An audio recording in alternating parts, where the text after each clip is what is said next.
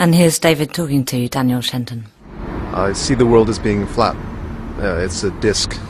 I mean, there are changes in the surface, but generally it's a flat disk. And what about the planets, the sun, the moon? I'm not sure about them. It seems to me from the evidence that I've seen that they're probably spheres, but it's definitely not proven, I think. And the Earth, being a disk, presents certain problems with gravity, but you have a solution to that too?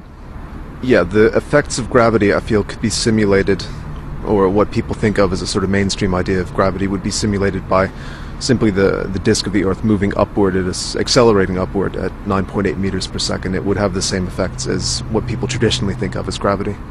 And what about all of the photographs? I mean, the Flat Earth Society seemed to die in the sort of the space age when people got out of Earth's orbit and sent back pretty damning evidence that actually the Earth is a sphere.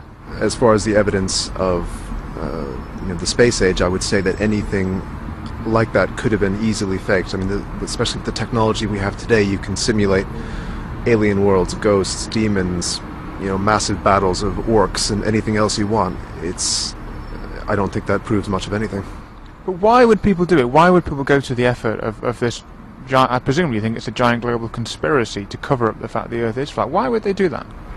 There probably are financial motives behind it, and I don't think the conspiracy needs to be as global as you would think. If you get pockets of conspiracy, most people aren't going to look into it very much. They're not going to investigate it, and they'll just accept these things at face value, that the Earth is a sphere.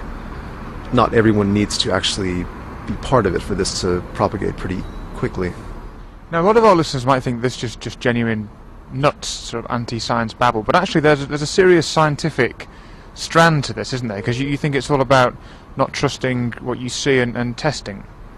Yeah, before the Flat Earth Society was the Flat Earth Society, it was called the Universal Zetetic Society in the 1800s. It was a group of people that wouldn't accept mainstream science because they didn't feel that all these things had necessarily been proved. Their idea was that they needed to go out and investigate these things for themselves and get really solid evidence. And about a lot of issues, like the shape of the Earth, people don't do that. They just accept what most people believe as fact, even though they haven't looked into it themselves. And I think it's really important that people get out and investigate these things and prove it to themselves instead of just accepting it because it's the mainstream view. And the old chestnut, if the Earth's flat, what stops people falling off? Nothing, I suppose. There's a barrier around the edge, but ultimately I think if you could get past that, you would fall off. And you're serious about this, aren't you? This isn't a clever metaphor or a marketing ploy for something else. This is what you truly believe. It is. If it's a marketing ploy for something, then I'm not aware of it, and I'm certainly not getting paid for it. So.